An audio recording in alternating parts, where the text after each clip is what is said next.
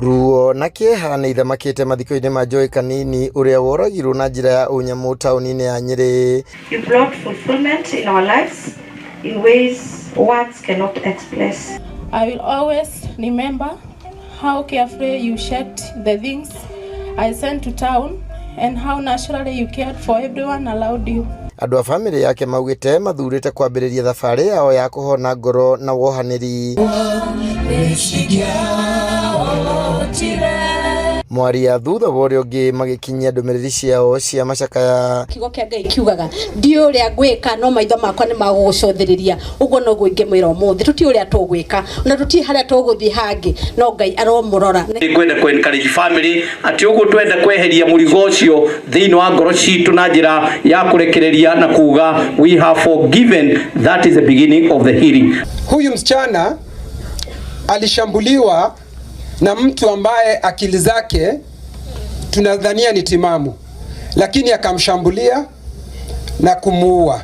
This is the most horrific story that I've ever had as a woman leader concerning homicide.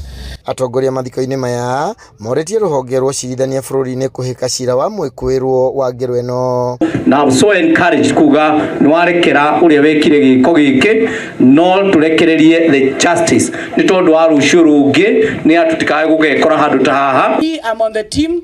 I support those who are saying forgive. Me, I'm on the side of justice. For this country, we rule by the word of God, which is the Bible, and a living document, which is the Kenyan Constitution.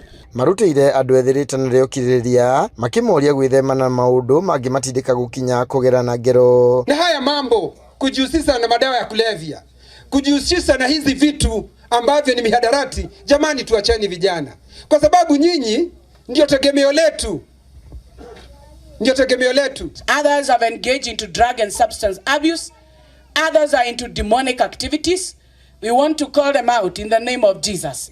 That is the name that is above the Kenyan Constitution. Joy acakaĩtwo ta mũirĩtu ũrarĩ mũkeni mumandu na urendete family yake.